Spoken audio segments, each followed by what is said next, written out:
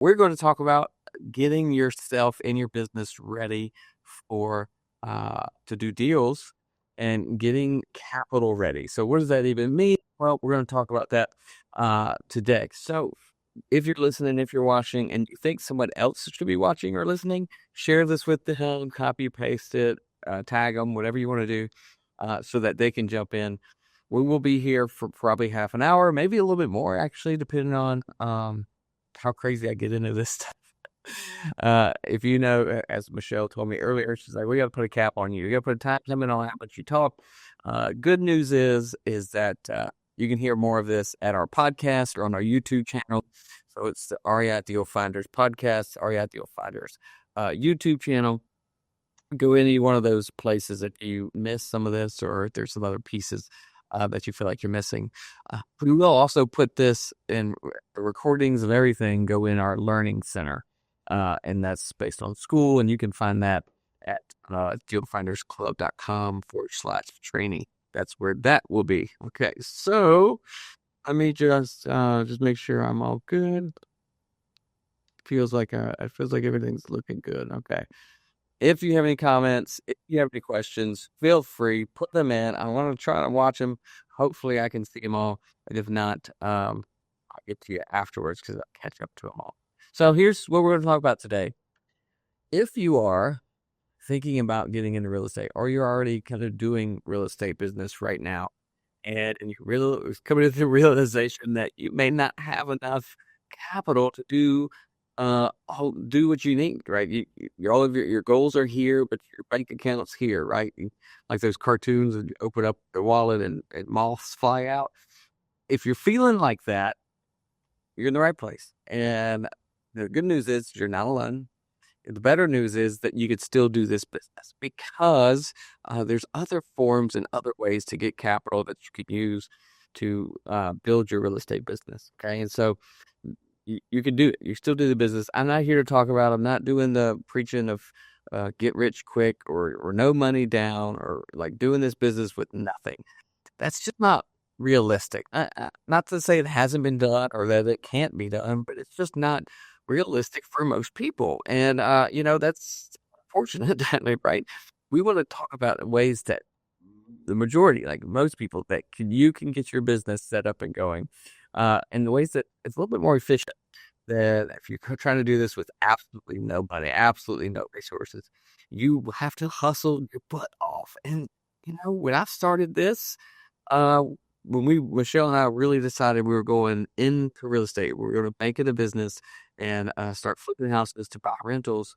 We had 2 kids and went on the way, a puppy dog, and things to do. And I couldn't work 80 hours a week on it. So I had to find ways to get capital, expand and build and invest in this business. So that's what we're going to talk about today, is getting yourself capital ready. And we'll talk about what types of capital there are and how you can be prepared for that. Okay. So, there should be, there we go. If you don't know how to find out more about where we are, you can go to dealfindersclub.com/links. This is the podcast. If you see this logo in your podcast stream, click on it, like it, share it, listen to it. And if you like what you listen to, be an amazing friend and leave us a quick review and share it with somebody. And that would be fantastic. Okay. The meetup.com, facebook.com, or whatever. I guess it's still Facebook. But anyway, we have groups over there. If you're not in those, reach out, send me a message. We'll get you in, and you can find out all kinds of information about our events, whatever we got going on. Oh, try now, Terry. I think I got it working. All right. So let me. I'm bleeding in my screen over here. Okay. Thanks, Terry, for letting me know, though, bud. Appreciate you watching. And what to expect. So this is our Deal Finders motto here. We are here to help you connect, learn, and build businesses. Okay. And so if you are like I was back when I was moving from my W-2 job into real estate, I didn't know anybody in real estate. I didn't even know that things like this existed. I didn't know there were meetups. I didn't know there were people that would help you build a business or get connected. And so thankfully, when Michelle and I were flipping a house and with the partner at that time, flipping the house, and I had a question, and I went online and started Googling, and there was no Chat GPT back then, right? I started Googling and somehow got connected to um, an online forum, and then realized that there's other local people there. I was like, sharing my message, and anyway, we started having lunch, we started having pizza at lunch, we started having pizza and beer after lunch. We created a local meetup, and it was so that we could connect with people, and then start teaching other people because of what we were taught when Michelle and I got started and wanted to flip houses. I'll tell you more about that in a second, but wanted to flip houses so that we could buy rentals. We didn't know how to do that profitably and efficiently, so we had to learn. And then to build businesses, if you are ready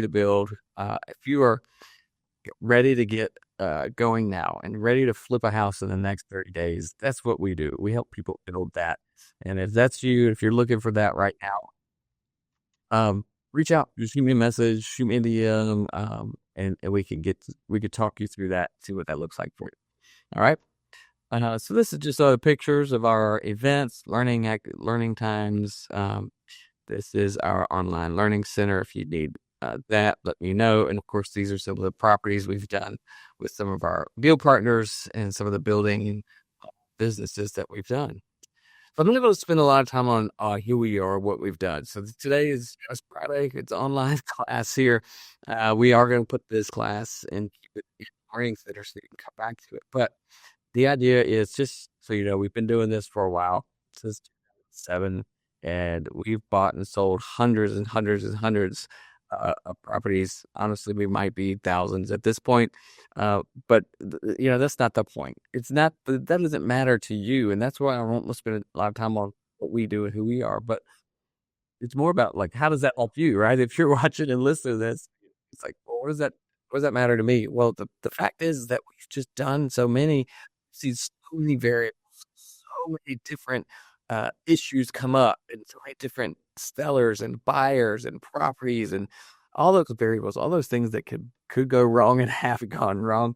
We've seen them and we've gone through them and dealt with them, and that's what having that learning opportunity and building businesses with people, that's what we're able to help with, and that's what we bring to that table is all of that experience, so that you don't have to learn through trial and error. Okay, and so this is us. I'm just gonna move on through.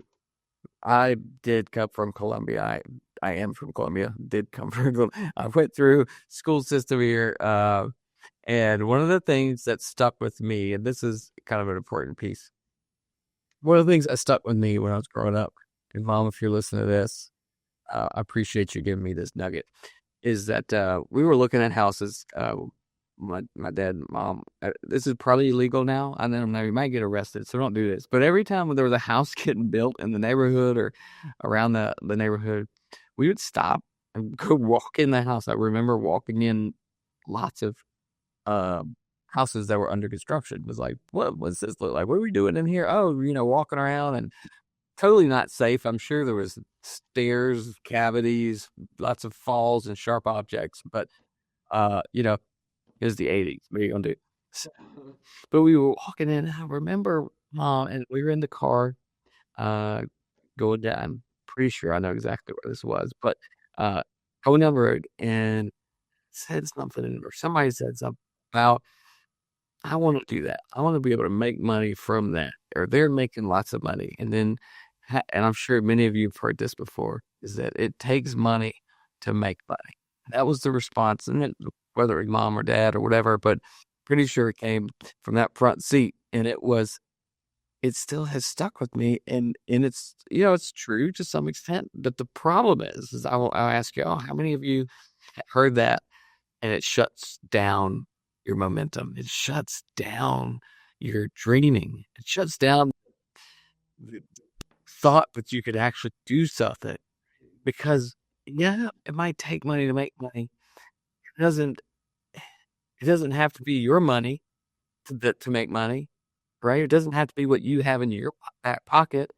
You can actually borrow money. You can actually negotiate deals that the money comes later, right?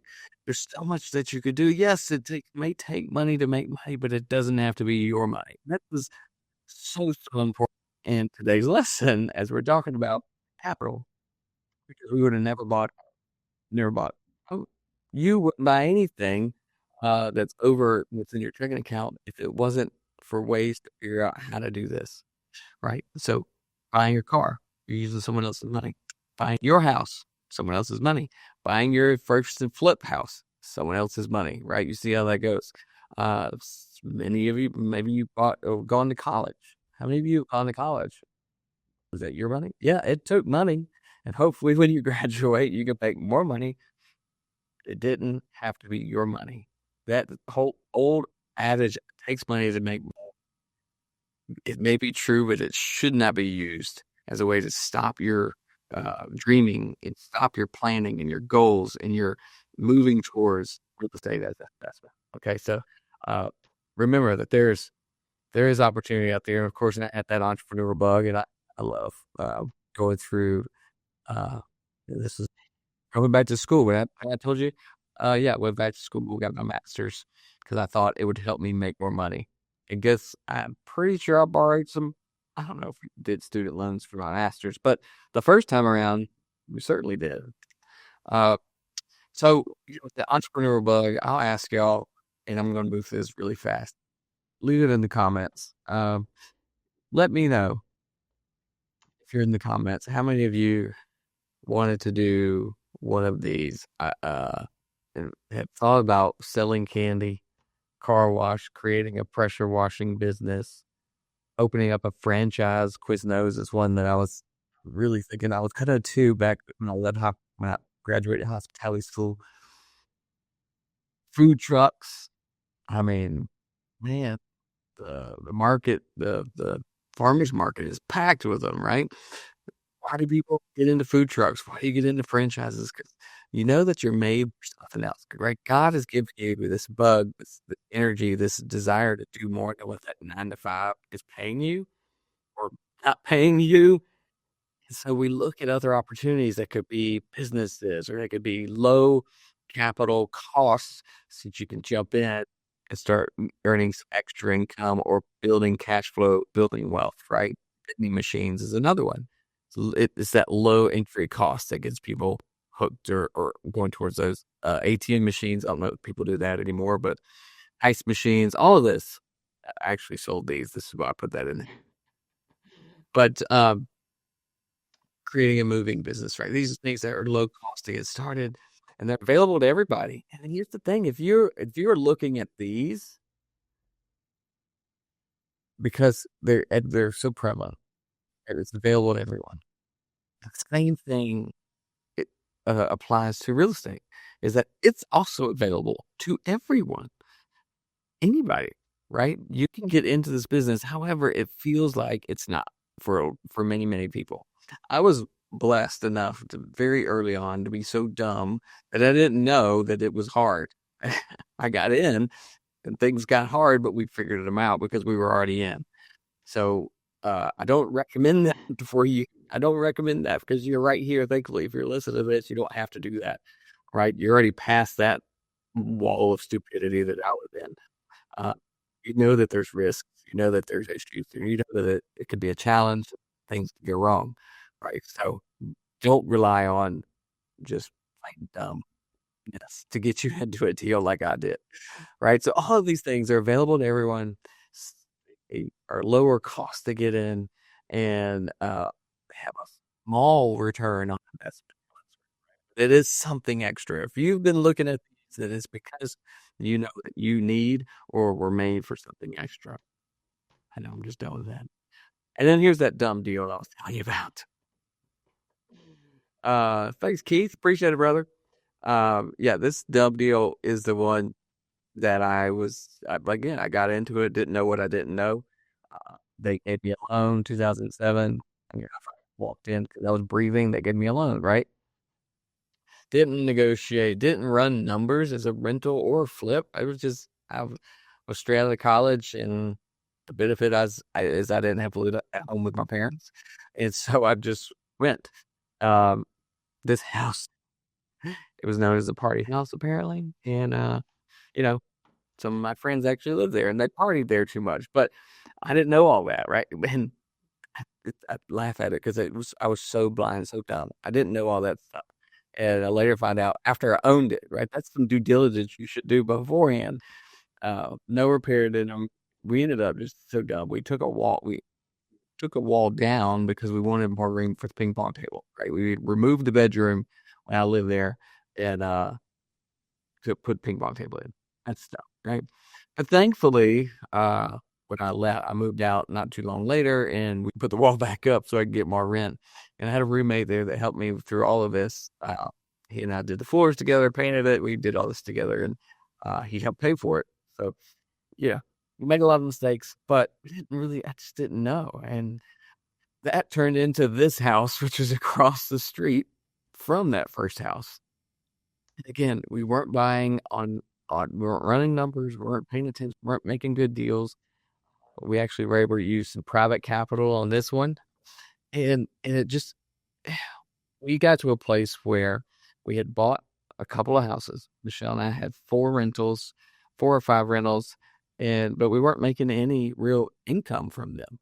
And because we didn't know how to buy them right and make it an investment. We were just doing it.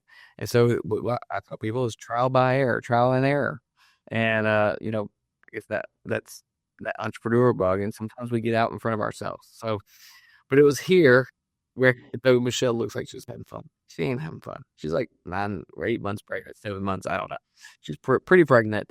And but we're sitting here painting with oil based paint, and the other kid is at home with grandma. And this is where we were saying, you know what, it's not good. Why are we doing this with these rental houses that aren't bringing any income? There's nothing coming good from it except for like, oh, in 30 years, we'll get retirement from it. Woo, yay. It's like, yes, we'll get something in 30 years from now of having to repaint stuff every 5 years, right? So at this point is when we decided that it was either sell these rentals, get out of this, or figure out how to do it right and do it for the future of our family now. So this is what we did. We made a decision. A realtor that was bringing us deals and working with us gave me that book hold, and I read it front to back. It was amazing. I still have it going on here, and read that thing in so fast, and then I realized from that book that real estate is actually a business that you can make money from today. I say it and I sound dumb. I feel dumb. But it just never dawned on me then that it was something that we could have cash flow and build a business from today. And maybe you feel that way that, yeah, this is something I want for my future. I want for my future. But this book brought it home and said, you know what? Yes, it could be for your future, but it can also be for today. And that's where we began talking about flipping houses to buy rentals so that the rental property cash flow could be our income to live on. And so that then we had the freedom because we could get out of the 9 to 5 job, had the freedom to then do more real estate or something else. And so that's where we went. We went down the road with this. This is the first flip on purpose to take the profit to buy rentals. So this is the first one we said, all right, this is the business model. This is how we're going to run it. This is what we're going to do. And we sold that house, signed all the paperwork, and put the offer in on a 5-unit rental house the day that little Emery right here was born. So we were in the hospital, and yeah, I was sitting at one of the tables signing paperwork, and Emery's in the little bassinet. Right. So this is just a cool memory from 2016, November of 2016. So when that sold and we bought the first 5-unit, we went from 4 to 9 units. We became professionals at that point. Like, oh yeah, maybe. And that was the beginning. And so from 2016 to 2018, we went from that first 4 to 34 and found out how to flip houses profitably, how to wholesale, how to buy rentals. And we both went full time. Michelle and I went full time in real estate. And that's my buddy, Emery. And people ask, like, well, what happened to that guy? He's wild. He's a wild kid. Y'all let me know if you have any questions. If anything pops up, I'm getting right into the nitty gritty right now. So why do you buy real estate? If you're listening to this, watching this, and you're serious about this, you want to be capital free real estate business, I don't have to tell you about all this. I'll put it in here just a reminder. If you don't know why, this is why. Cash flow, appreciation, depreciation, deferred taxes. All right. Why is it a good investment? It's tangible, steady. Anybody can do it, and it meets a real need in the marketplace. Okay. So let me give you our quick disclaimer. Basically, here's the deal. I can't guarantee anything for you guys. I can't. I'm not making a claim that if you do this, that if you do exactly what I say today, then tomorrow you're gonna have the exact same results, because you won't. Okay. What I'm different. You're different. Today's market is different. The your needs are different. Your goals are different, right? So, but it depends on you. Real estate you're interested in, you want to do this, or you're already doing it, you're stuck or need help. It depends on you, how much work you're going to put in, how much information and data you're going to get, and how you interpret that, and then what you do with that. Okay, so it's all up to you to build this business. It's not get rich quick. It is 100% a business that you have to work at. Okay, and most people, unfortunately, most people even listen to this or in our community, in the Facebook group, wherever, most people won't do it. And I hope that's not true. I hope if you are listening that you will do it, that you will take the time to learn, get connected, and if you need help, you'll find someone to rebuild that business. But ultimately, you'll take the actions that you need to do to grow. Okay. Here's our friend Robert Kiyosaki, Rich Dad Poor Dad author. After that whole book, I read that cover to cover, then I went straight to Rich Dad Poor Dad. So that was the beginning, and I think he was right after that, which most people, I think, Bigger Pockets, they said like 80% of the people say that this was the book that kept them or got them going their real estate group, career. Rich Dad Poor Dad. All right, so real quick, I want to we got to put some numbers to this for you guys if you're listening and you're watching. How much money do you need per month? And this is whether or not you want to like real estate your whole job. This is all your income, whatever, put that down. Or you're just looking for a little extra income, put that down. Okay. And then we're going to times that by 12. And so that would be however many months times 12, and then divide by 25. And then that's the many flips you need per year. Okay. Hopefully, see that's pretty simple math. Hard to do on this one. And then multiply that by 70%, which is 0.7, right? So if you had, wait, back up, that's not right. Times by 12 and divide by 25. That's how many flips. Take that back. Okay, so if you're going to do however many flips you get, so let's just say it's 10 for easy math. You said, all right, I need 10 flips. Now multiply that. So 10 times 0.7. Now I get it. I wrote this. So you take the average sales price of your market, times it by 0.7, and then multiply that by the number of flips you need. I totally wrote that wrong. So here we're gonna do it. We need 10, and our market is 300K is the average. So 300 times 0.7. I have to do this math. Equals times 10 flips. So you would need $2,100,000 in capital for the year. Okay, that's a ballpark number, but that's what you need to be thinking. And now, when you come up with that number, let me know in the chat or in the comments. Does that make you happy, excited, scared, worried that you'll never be able to do this business? Right? I just did that. I was like, oh my gosh, I need $2 million this year. Well, let me check my wallet. It's not there. It's empty. Here comes the moths. Right? So, when you actually break it down, and I do this exercise with people as they're just getting started. If you want to jump on a quick chat, go to dealfindersclub.com or just .com, and up top right, there's a chat button, and we could do this exercise together. It's kind of fun, but where it's like, well, how in the world am I? It's like 2 million. I thought this business was going to be hard before, and now you're telling me I need $2 million this year just to get started. Yeah, but let's talk about how we find that. Okay, let's talk about how we get that capital. Okay, and again, it's not about the only bad time is to wait to do this business. Okay, so how do we get started? Now we know we need way more money than I ever thought, right? And this is why wholesaling became so popular because it's like, oh, zero down. That's another topic.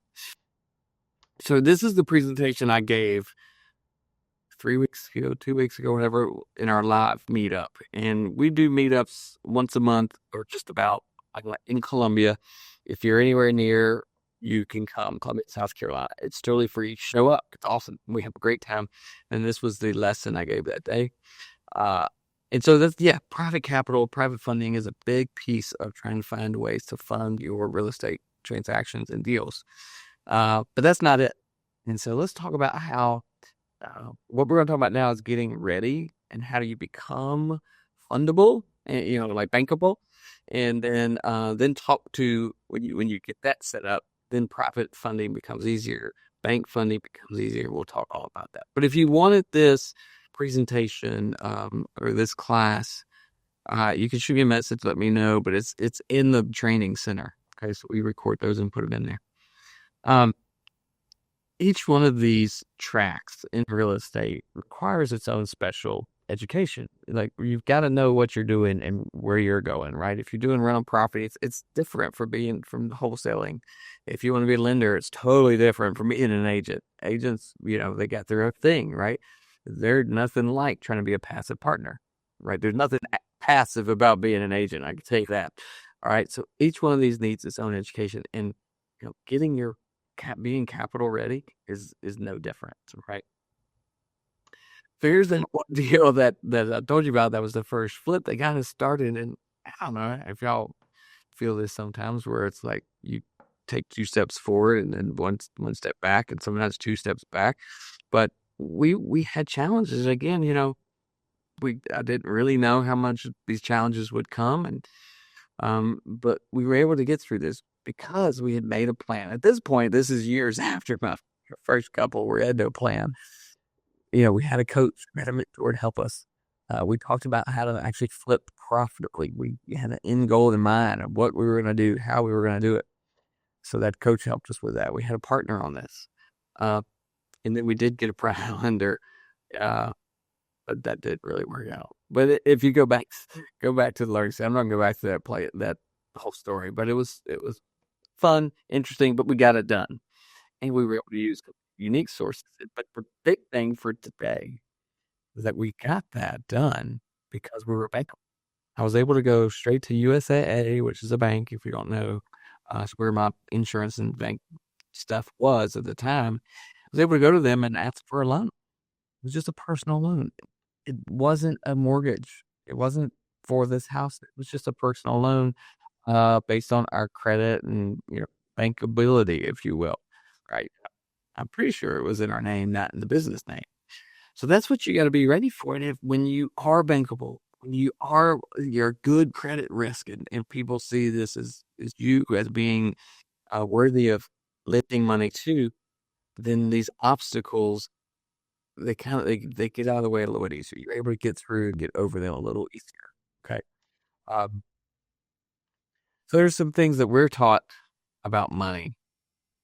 At least I was growing up and in our financial or in our education system about finances and stuff. And it's like, go get a job, spend all your time getting as much money as you can, work all the way till 65, put it aside, and then at 65, go enjoy, that 401k that you built up.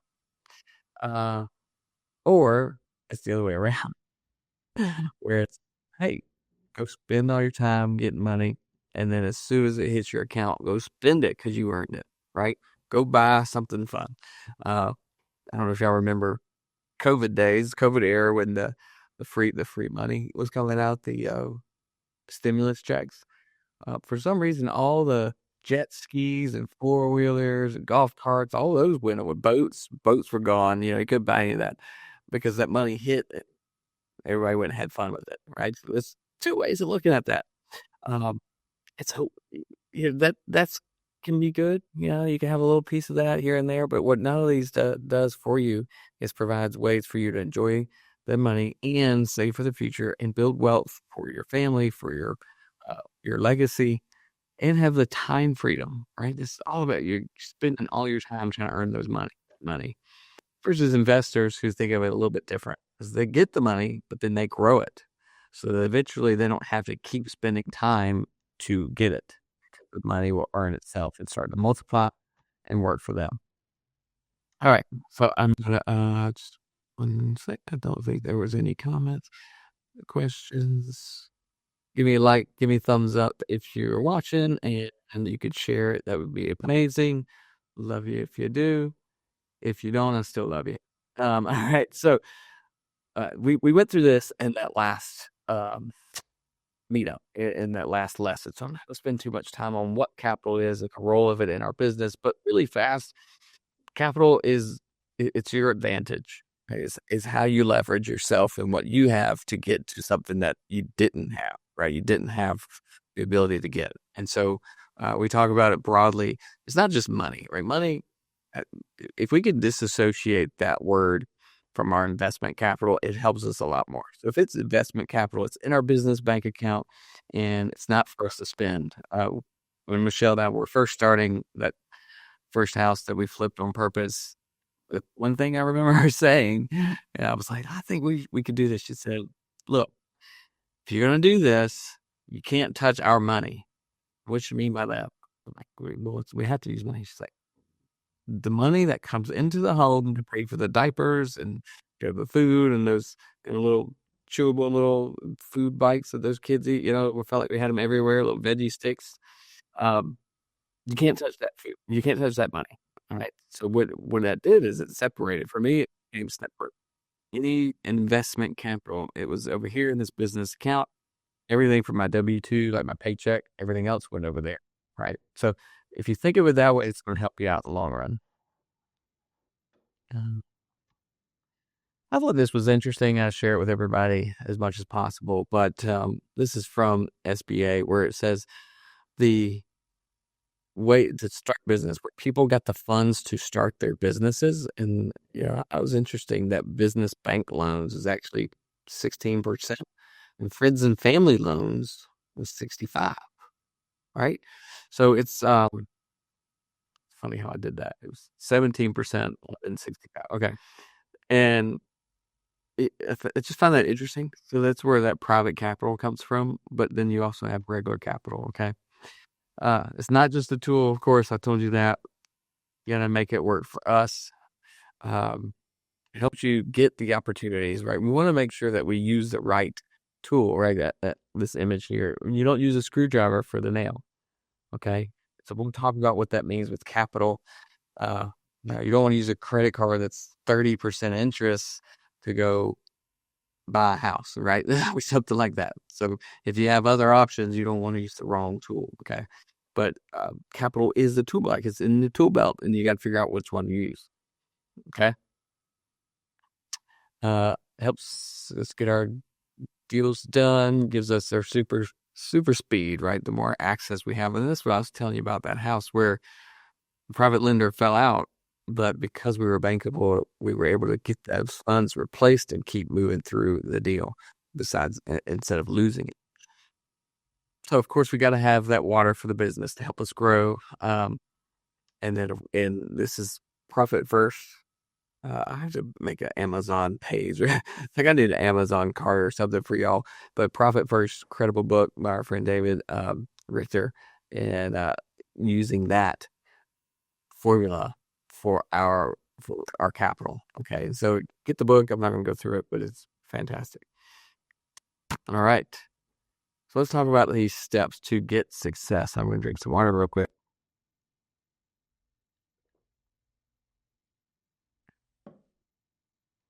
All right.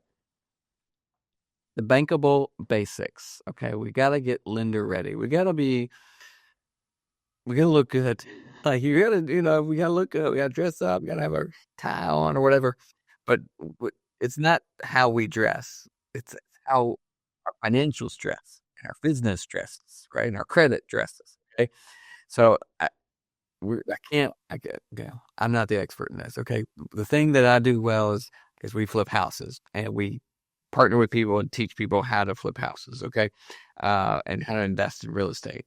So credit score, yeah, I know what it means and how to do it, but there's people and there's companies that will help you fix yours. I'm here to tell you it matters. Okay. It does matter. There are lenders that aren't going to look at it, but those lenders are going to cost you more. Okay. So it matters. You can still get the funds, but it matters. So even if your credit score right now sucks, like you could be at a 550, that's fine. You get less. You can still do real estate. But if you shoot for that 650 and above, it's going to help you do real estate easier and cheaper on the finance costs. Okay. If I go back to the other screen, you got different tools, you got different lenders. There are lenders that work great with people with bad credit, but they're more expensive. So don't use those if you can qualify for the better loans, the better, cheaper prices because of the good credit. Okay.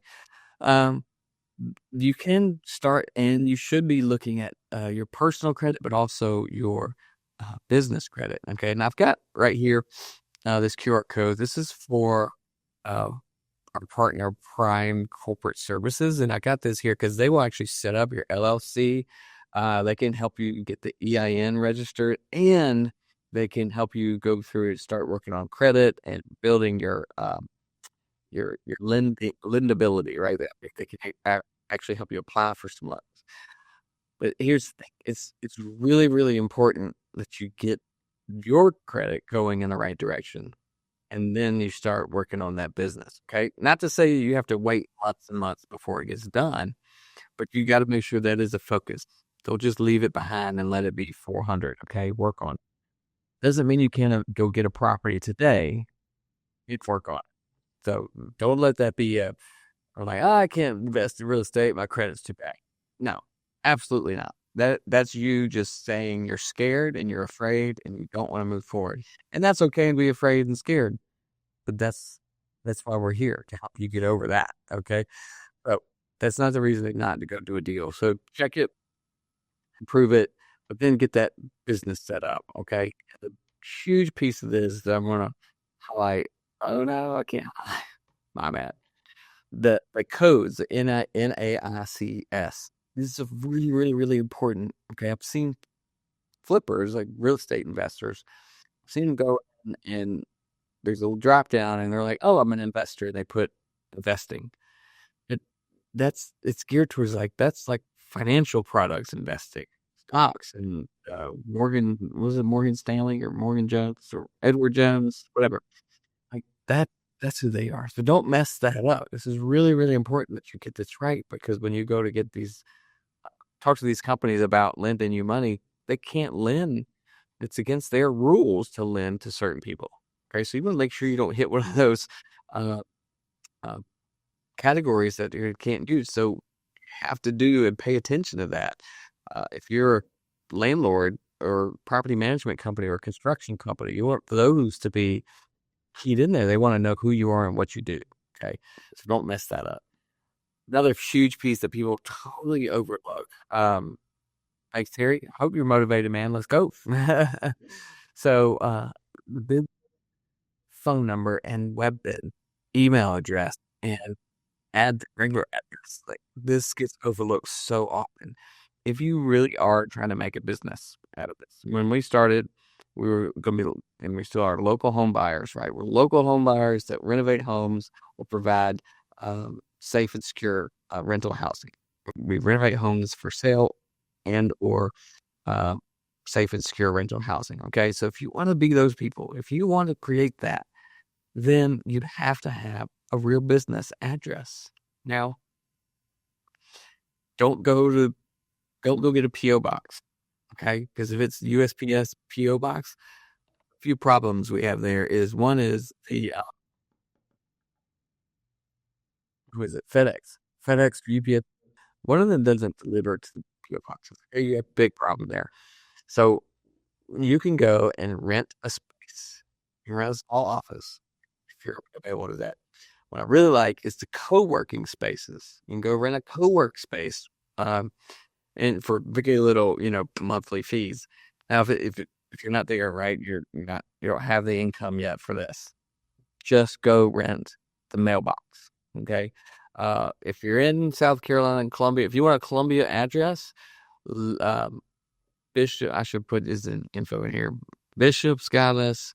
Maybe I'll put a link to it. Um, yeah, I can do that. Bishop, I'm giving your email out, Bishop. Uh, Bishop's got the at rickmidlands.com. He can get you a mailbox, right, for not much, like under $100 a month, and you get the real address. When you have a real address, then when banks look you up and lenders look you up, or buyers or sellers, anybody that's like, oh, this is a real person, it doesn't show up in your neighborhood, right? You don't want it to show up in your neighborhood as that's your address because it just doesn't give the right impression. You might say we got to look good. That doesn't look good. The other piece to that, get yourself a phone number that is dedicated to your business, because ultimately one day you might want to sell that business or have an assistant that can answer that phone. Okay, so you don't want it to your personal phone number. Now, I only have one phone, but I use Google Voice. Yeah, Google Voice to transfer that phone number. So you can do that. Email and website. Make sure you go ahead and get it going. All right. Yes, websites can be a little expensive, and I get that. But if you really want to start this business, you might want to consider going ahead and get that website. You don't have to, but I'm telling you, it's going to be a little bit easier as you get going. But the email has to be a professional email. You have to have a good email address. All right. Um, those are just huge pieces of credibility stacked where you're trying to show that we are serious, right? And that's part of it, right? If you can't pay $100 a month for a website, are you really going to be able to pay for these properties you're going to flip? Okay. Yes, we are going to borrow funds for the renovations and the purchase price, but there's going to be things that are out there that you're going to have to spend a little bit of money for. So ask yourself these questions. Am I really ready to get in, right? I'm going to need to spend a little bit to get there, okay? And these pieces are so important. Oh, that's funny. All right, so getting these pieces started, the address and phone number, all that is often overlooked. Use somebody to help you get that LLC set up. All right, let's talk a little. Let's get into what this is. Okay, business credit cards. Once you have that business set up, that thing we just talked about, go and start getting business credit cards that are geared towards the business, not putting it on your own personal credit. There's great places you can go right now and start with that. Once you have the LLC and the EIN, I guess not right now if you don't have that. The first three people I tell all of our deal partners to go through, all of our clients, is you go to Sherwin-Williams, you go to Lowe's, and you go to Home Depot, and you get the business card, okay? The pro card or whatever they call it.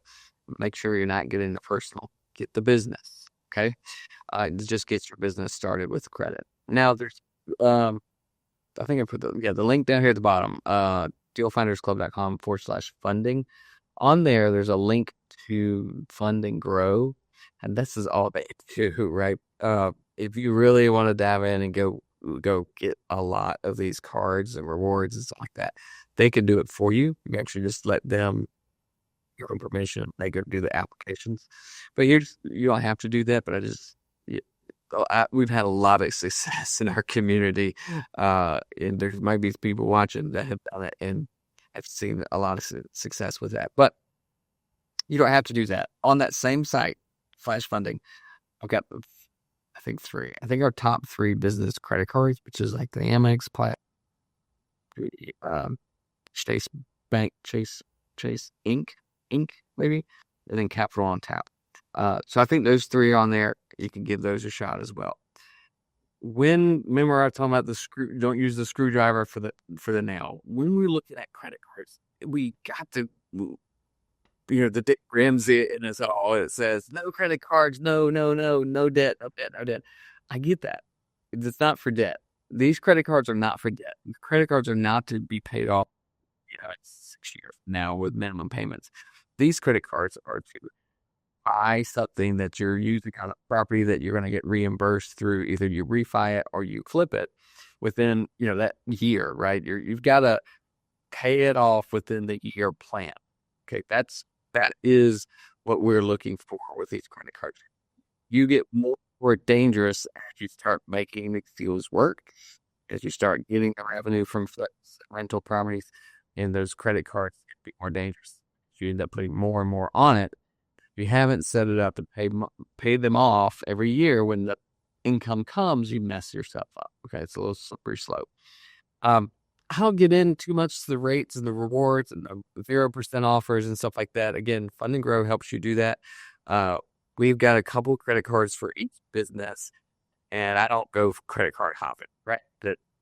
That it's possible, but ultimately, I would rather you be looking at properties and you could put offers out, make some offer hopping, right? Don't be worried about what these credit cards are trying to entice you and get you plugged in on, right? So get you a couple of cards and just be happy with it. Don't get sucked into all the fun games that they get you, these rewards. If you are making money, if you are paying your cards off, and rewards will come and it'll be great. It'll be just a bonus. Okay. But we're not in the credit card rewards business or this find the 0% business. We're in the real estate business. Okay. So don't let that consume your day. Go find a deal. Okay. Of course, the strategy of using these cards is, if anything is reporting to your credit, you got to keep that. You're going to use less than 30%. The business cards, they don't really report as closely as that. So anything that's got your name on it or your credit report, make sure you keep it under 30%.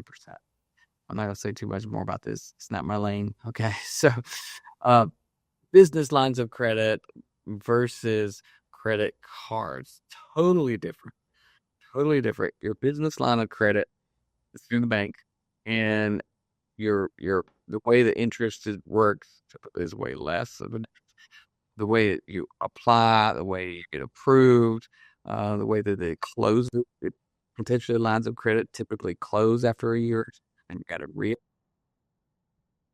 all of these things make these two very different situations. So that's why when we ask people to look, we're looking at credit cards, we're looking at lines of credit. Okay, two different things. Personal, and then there's a home equity line of credit. Okay, so home equity line of credit is actually coming off of, you guessed it, your home's equity.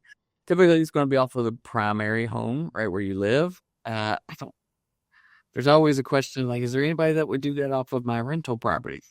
I don't know. And you can ask. I guess that's about all there is to that. The personal line of credit, that's going to be tied to your personal credit and your income. And again, are you bankable? Do they like you? Do they like what they see? They like to see long-term employment. They like to see long-term W-2 growth. Okay. The difference here, and just so you know, if you want it, I have a glossary of terms, basically the lender's language glossary, I think it's what I called it. I do have that I could send you. So it defines what these terms are: secured versus unsecured, HELOCs, all that. If you want that, let me know. Shoot me a message. You can put a comment here, or if you put a comment here, just say glossary. How about we'll just say, give me the sheet, right? Just let me know that you're looking for the quick sheet, the hot sheet or whatever. What do I call that thing? Tip sheet. So if you just send that just make a comment, send me a message, I'll get that over to you. And it goes through all these terms. Term sheet. That was terms sheet. That's what I was trying to come up with. Anyway, send that to me. Secured versus unsecured. Secured means it's attached to an asset. Unsecured means it's not. Pretty simple. Not going to get too much into that. All right.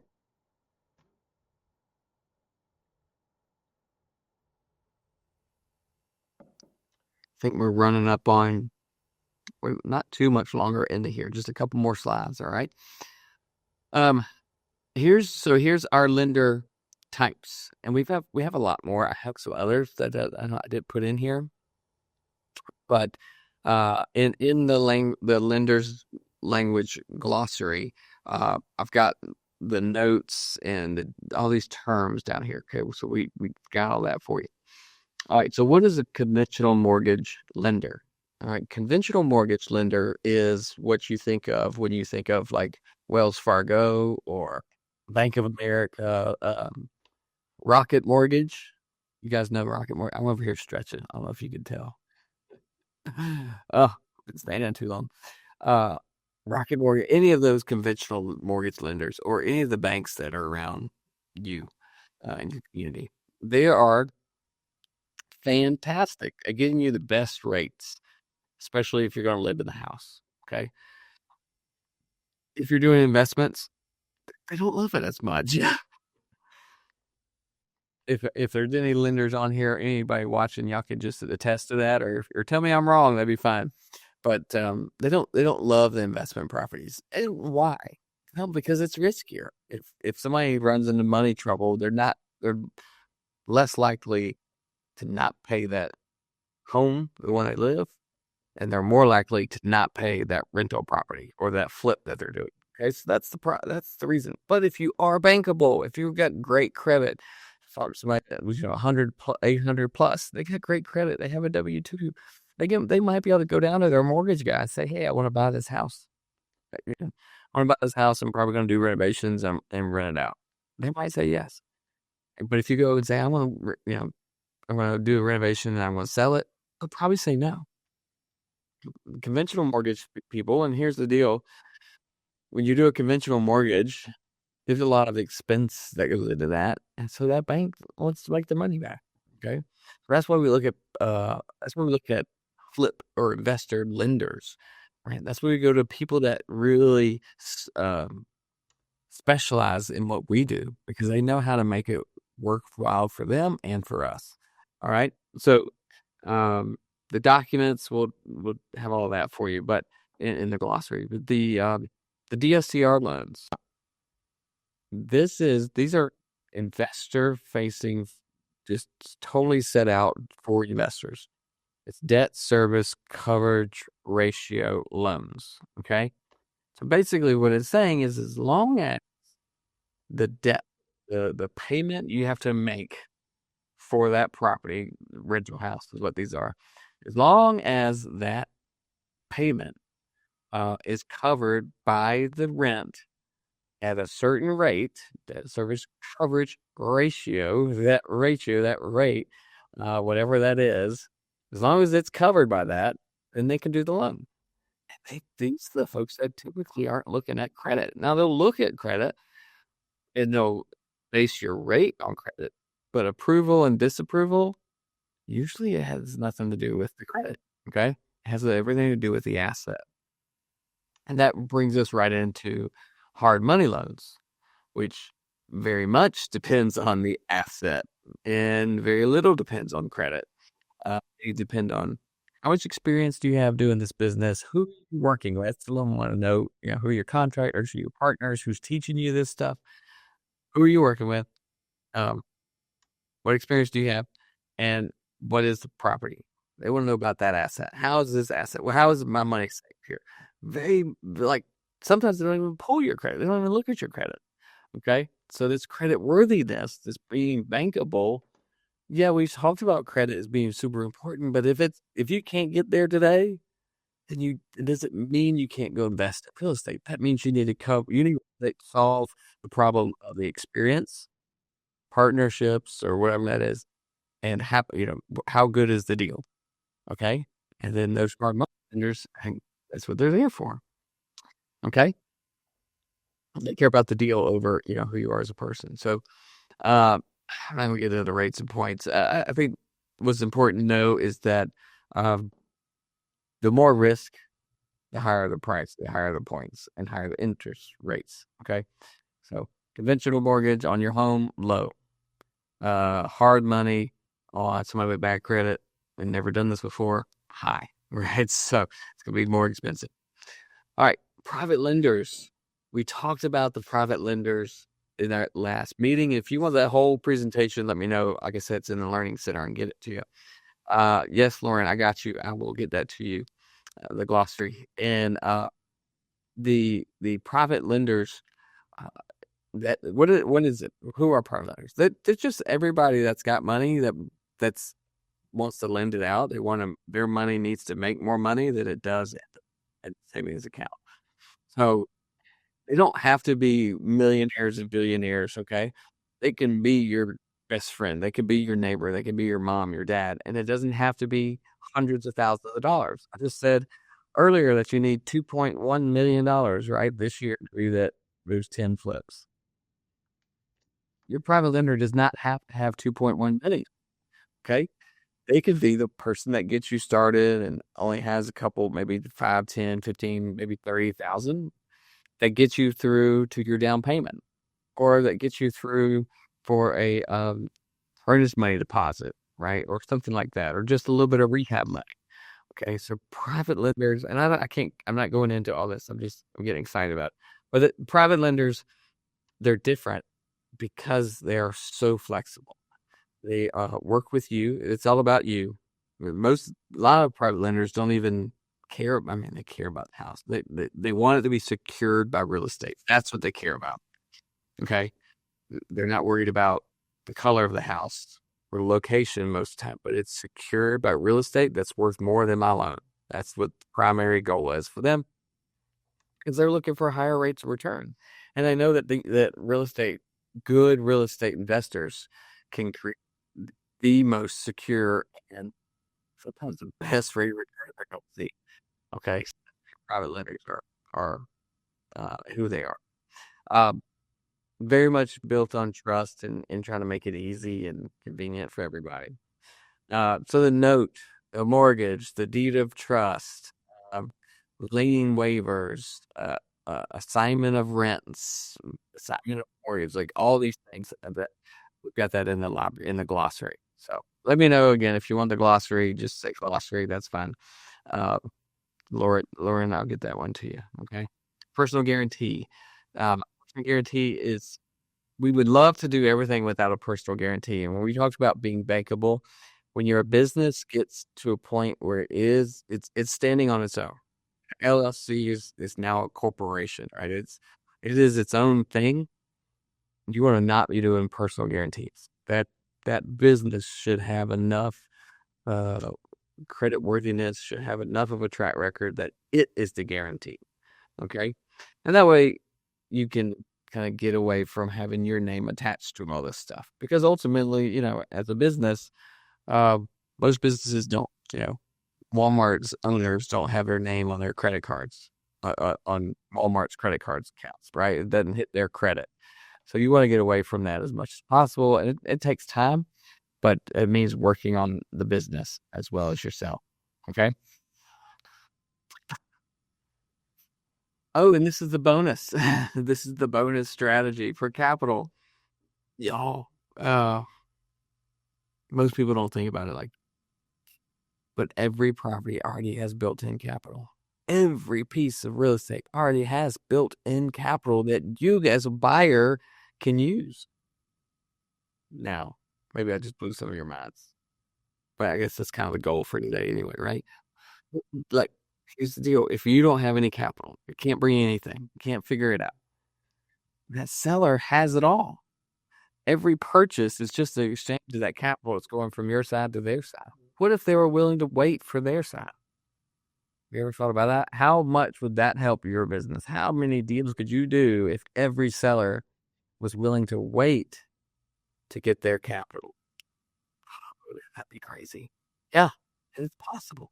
And I'm not saying it's the easiest thing to do. Yes, this is much harder to get these deals done. It's way easier to close a deal when you pay them cash. But if you can't, then why aren't you looking for deals where you can use their capital? And so what does that mean? It basically means every seller can be your bank. Every seller has the potential to be your bank. And you go, you buy it, and you pay them later. You could pay them monthly. You could pay them when you sell it. You could pay them at the flip. You could pay them when you rehab it. You could pay them piece now and piece later. You can do that however you want. But every single deal, and this is the thing that people don't think about, every single deal that you're looking at already has all the capital you need built in. Okay? It's just a matter of how you're going to get it out. If you get it out by borrowing from a bank based on the asset value, fine. You can also borrow it from that seller based on what they're selling. Okay? All right. So what is next? Y'all, we've done a lot here today. I know we've gone through a bunch here today. Um, and we are Deal Finders Club.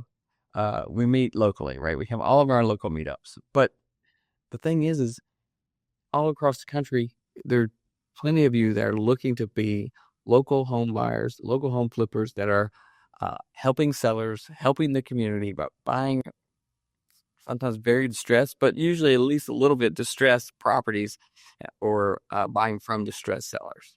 And you're improving your community by renovating these, selling them, or renovating these and renting them, and providing safe and secure housing. So that is happening all over this country. And we do have our meetups here. Our next meetup is the first Tuesday in June. And I invite everybody to come to it. And if you can't be there, if to join our community, join the Facebook group, join the meetup.com and the learning center so that you can learn how to do this right where you are. All right. We've got a couple things coming up for that. And, I just ask if that's something you're looking for to get into real estate, then take the next step, right? So what's stopping most people? It's either a lack of direction or lack of goals, or the fear of the risks. Now, risk the risks are there, right? We talked about it earlier. There's a lot of risk in real estate. And yeah, it's good to have fear of risks, right? That's why people don't jump off of 3-story buildings. There's some risk and they're afraid of it. That's good. But sometimes the fear of the risk in real estate, it gets too big and it prevents people from taking the next step. And so that's why we do these education sessions. This is why we do the Friday lives. This is why we have our boot camps, our workshops, our meetups, to help you get the knowledge and the information so you can reduce your risk. And if you're ready to do a deal and you just don't feel like you can get through that, let us know. Let me know. Let's jump on a call together. Let's have a quick chat. Tell me what you're thinking. Tell me where you're stuck, and see if maybe we can help you with that. We do have a couple of options for you. If you're there, we can make that call. We can do a strategy call. You can go jump in that learning center to get a little bit more education. But ultimately, that education becomes a little security blanket, and we just keep learning. We never start doing. I want you to start doing. If you're ready to do the next flip or do your flip in the next 30 days, just let me know. You can apply to be a part of the group. If not, if you don't want to be a part of the group, if you don't need help doing your flip in the next 30 days, I'd still love to hear about it. Let's have a quick call so that I can put you into my prayer list and on watch team, right, for our group, because we want to celebrate you when you do that. All right. I asked this question the other day, actually, in our last meeting, and I love kind of the responses that we got. So, will you have flipped your first or your next house? Or, and you guys got to sit on this one for a minute, or will you still be thinking about it? There's comes a time when it's time to take action, and some of you are ready to take action, and I've totally understand it. I don't want it. I'm not trying to say you should, but some of you should. Some of you hit through this. So if this information here was like, oh, I already knew that. Might be time to take that action. If all this was brand new, it's probably time to, jump in and really dive in for education, learn this business, right? Find some places that you can really dive in, get connected. We obviously have our group, we have online, we have in person. Grab a book if you need to. Don't grab 10. Just one will do it. And start moving towards getting that specialized education on what you want to do. Okay. If you can't figure out which way to go, and you're trying to learn wholesaling and flipping and rental houses and being an agent, you're learning too much, let me know. Well, let's talk. Let's have one of those chats, right? And I could target you into the right path, all right? At least a path, so if you can at least go forward versus looking at all the options and not ever moving forward. Okay. So yeah, I forgot to put here. So you can actually just scan that QR code if you do want to chat. If not, go to the website, dealfindersclub.com, and up top. Right. So I hope this has been helpful for you all. I'm looking forward to furthering conversations, connecting with you all, and seeing how you put capital to work in your business. This is the lifeblood of your business, and don't get stuck. Don't get stuck thinking that you can't do it. You don't need all 2.1 plate now. You just need to get started. Get that first stuff going down the first steps, right? The LLC, you gotta get that done. Start getting lines of credit, you gotta get that done, and then you start doing deals. Okay, so hope this was helpful. I'm looking forward to seeing you all again. Shoot me a message, a DM, chat, email, and love to see if we can connect. Strategy call. Other than that, y'all have a wonderful day. If there's any questions in the comments, I'm looking right now. Thanks for listening to the REI Deal Finders podcast. You can find out more and apply to be a part of the REI Deal Finder community at reidealfinders.club.